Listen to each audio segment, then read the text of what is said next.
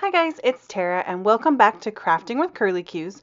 Today I am super excited to be a part of the Gerda Steiner Designs April release blog hop. So there are some amazing stamp sets coming out this month and all kinds of fabulous designers showcasing them. So make sure you hop along and enter to win one of 3 prizes. So to start, I've got some watercolor cardstock and I already pre-cut them using some stitched rectangle dies. You can see that one there is just kind of part of a rectangle because I knew I'm not going to use them all. How adorable are those stamp sets? Like, so stinking cute. I was so excited when Gerda sent them to me. I was like, yes, please let me participate in this blog hop. So I had the idea to use this little astronaut guy and have him kind of standing on a foreign faraway planet and missing Earth. And I kind of got the idea, I have to be honest, from the movie The Martian. So that was kind of where my idea was coming from. So the second piece of watercolor cardstock that I have, I'm going to go ahead and cut with a large circle die, and that is going to create kind of the ground that I'm going to use. My background is a little bit smaller because I kind of like the look of having a cardstock edge around it, but you'll see when I put it together what I mean. So this is my first attempt at a galaxy background. So this is really popular right now. There's all kinds of people doing this, and when I saw these fabulous stamp sets, I was like, okay, this is my chance to try out this really fun background technique that everybody's been doing. So from what I gather after watching a couple YouTube videos, I just kind of gave this a shot. And like I said, this is the first time you're seeing my very first attempt at a galaxy background. So I think it turned out pretty well. It's actually a pretty easy method. You can't really mess it up. You just pick a bunch of colors that you like that are nice and bright to put underneath. I chose abandoned coral, cracked pistachio, and seedless preserves. And you just kind of apply them in a haphazard, however you want pattern. So it's completely up to you. There's no right or wrong answer on this. And then you're going to take your dark sky colors and go right over the top. So I chose to start with some chipped sapphire. I've seen a lot of people only use the black soot. So again, totally personal preference. And I just came in from the edge with that chipped sapphire, and I am just going right over the top of those colors. I'm using a really light hand and working in layers so that I can make sure that those colors are still coming through to the extent that I want. And then once I was done with the chipped sapphire, I'm going to start coming in, as you can see, with the black soot and really darkening it up. So I'm definitely only coming in from the sides and then going really light over the middle because I'm wanting that color to still kind of pop in the middle that I put on in the first place. So now that that's done, that looks kind of cool all by itself, but what really brings these backgrounds to life is the details. So I've got my distress sprayer and I'm just going to use the half squeeze to get some big droppies on there and just kind of spritz that all over the background. I'm going to let that sit there for about 30 to 45 seconds, and then I'm going to go ahead and take a dry paper towel, put it right over the top, and just lift that water up, and that's going to create all these kind of splattery spots. So you can see it's already starting to look a little bit more like a galaxy. So this technique is totally like, it's like a hot mess until you get done. It's like you have to get all the way to the end to really see, like, okay, that's what I was going for. But some of the steps in between, you're kind of like, I don't know if this is going to work. But once you get done, it totally works. So this is my Picket Fence Distress Spray, and I am just taking that and splattering it all over the back to create the stars. I've seen people do this like with toothbrushes for little tiny fine stars, and that's a really cool look also. So you can get all different kinds of galaxy looks. So I think it looks really cute, and I'm super excited to play with this technique more and use like different colors in the background and all that good stuff. So I'm just going to clean up my surface here. I like to put my Ranger craft mat onto a clipboard, and that way I can move it around wherever I want it, and for me that just works better. So now I've got some Ranger texture paste, and I'm just going to put some of that onto this craft mat here. And then I'm going to take some pumice stone distress ink, and later I'll add a little bit of black soot also, and I'm going to mix that into this texture paste. So if you had like maybe the re-inkers, that would be easy to just put some droplets of the color into the texture paste. I don't have any of those, so I just smush the color right on the craft mat and then kind of move the texture paste into the color. So I'm looking for a gray color. The moon. That's the color of the moon. That's what I'm going for here. So I decided that it would be fun to try to create, at first I was kind of trying to think of how I could color like craters to create like texture in my moon surface. And then I was like, well, why don't I just use like texture paste, and then I don't have to worry about coloring the perfect shadows. I can just make the texture paste do the work for me. So that was kind of the idea I had to create the planet in outer space. So Once I get the color that I like, I had to add a little bit of the black soot because it just wasn't quite getting dark enough with that pumice stone, but I did kind of want to keep that warm color that the pumice stone has there.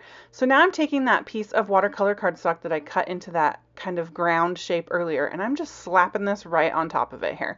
So there's no rhyme or reason, I'm just making sure that it's covered. I use the watercolor cardstock for this because it is a little bit sturdier, and this is putting a lot of moisture on top of this paper with this texture paste, so I just wanted to make sure that it was something that was going to stand up to all of that.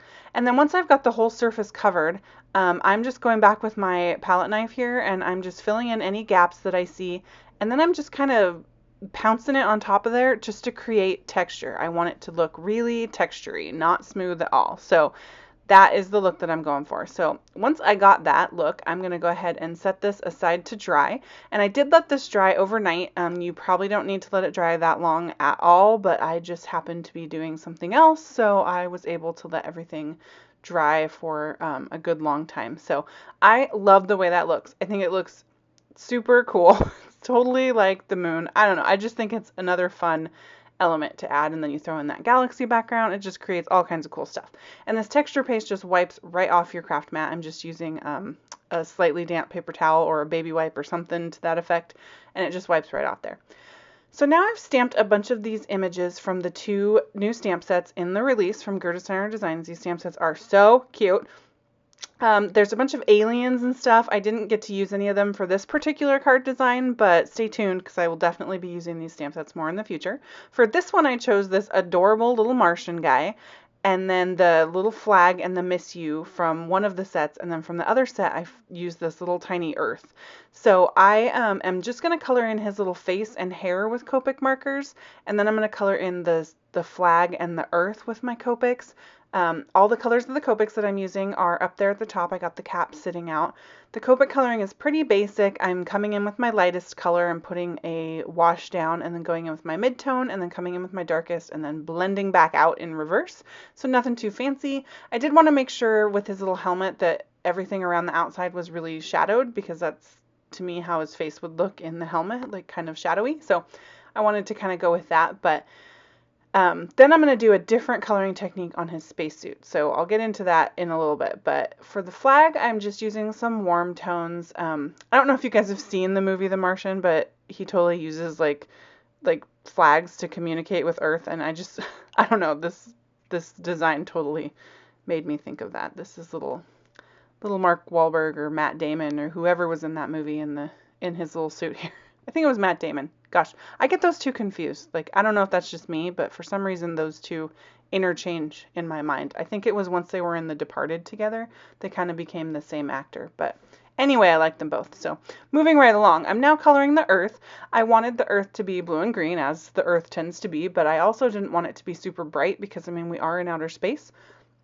So I'm coming in with some pretty dark shades over the top of my bright shade, and darkening that up quite a bit. I'm wanting it to look rounded, so I'm trying to keep kind of down the center of the globe a little bit lighter and keep the shadows towards the outside. It's kind of tricky for me just because of the shape of all the continents and stuff. Like, I was having a hard time getting my shadows where I wanted them to be, just because too I feel like there'd be a shadow around the continents, so I was trying to do that as well as have the shadow come in from the outside. So my poor little brain was just having a hard time wrapping around all the different shadow things, because I am absolutely not a coloring expert in any way, shape, or form. But I'm coming in with my darkest color and just kind of going around the outside, and then right up next to the little continents just to add that little shadow there. And then I'm just going to blend that back out with my middle tone, and then come in with my lightest one and do a final blend. And you can see it kind of looks rounded because it's a little bit lighter up at the front. So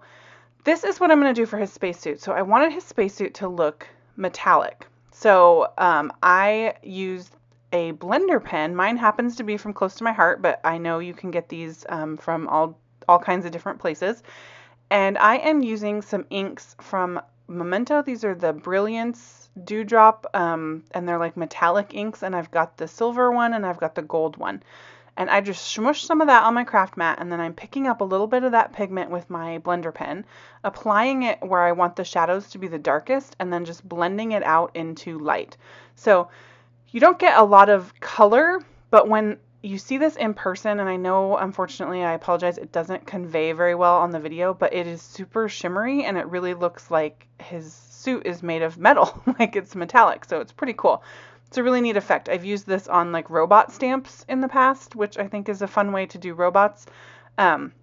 I've learned that if you let the ink dry and then come back in and apply a little bit more in the area that you want the shadows, you'll get the shadows to darken up.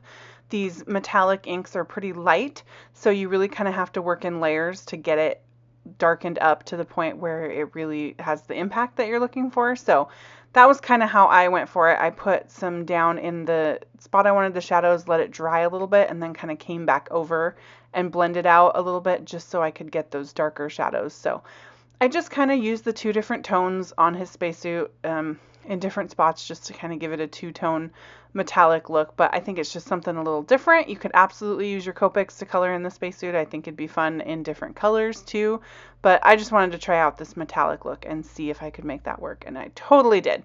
And I did go back over later with a Copic multiliner and just go over some of the stamped lines because they kind of got blurred out a little bit by that ink. So then I fussy cut everything out and I lined the outside edges with my black soot distress marker so it looked like it was perfection. And now I'm going to start assembling my card. So I've got a piece of gray cardstock there from Simon Says Stamp, and I will list the exact color gray in the supplies below and over at my blog if you're interested in that. And I'm just going to use my ATG gun to pop this galaxy panel on the front there. And now you can see what I was talking about with that line of cardstock around. For some reason, this is just how I like to build scenes. So I've got that edge, and then my moon on the bottom will go all the way out to the outside. I'm going to pop the moon up with some Scotch foam tape, and I happen to have this roll that is really wide for some reason, so I'm just going to trim it in half so that I can make that go a little bit further and put that on the back there. Go ahead and peel that up and pop it onto the card, and I love the way this textury moon looks. I'm telling you, this is super fun, and it was way easy. Like, in my head I was thinking it was going to kind of be hard, but it totally wasn't. It was actually probably easier than trying to sit and shade with Copics and stuff. So now that I've got that on there, I put some foam tape on the back of all my little die cut elements, and then I'm going to use a little bit of glue on his feet, which are going to be on top of the moon, and just pop him on there. Honesty moment, I did go back later and put some glue dots under his feet because that Zig glue pen wasn't quite cutting it. So anyhow, so there's my flag going on there, and then my Earth goes way back in the background because little Mr. Martian is stuck way up here, not on Earth, missing all of us here on Earth. So as a final touch, I needed to put some glossy accents on his helmet so it looked like he had glass there. And you can see this card is all finished. I love that texture. I love the galaxy background. I'm just digging these stamp sets 100%. So make sure you check out the rest of the blog hop. There are 3 prizes, 3 different gift certificates for Gerda Steiner Designs. There's a $25, a $15, and a $10. And all you have to do is leave a comment. You can leave a comment on YouTube videos or blogs or both. So just hop along, check out all the amazing projects that everybody is creating.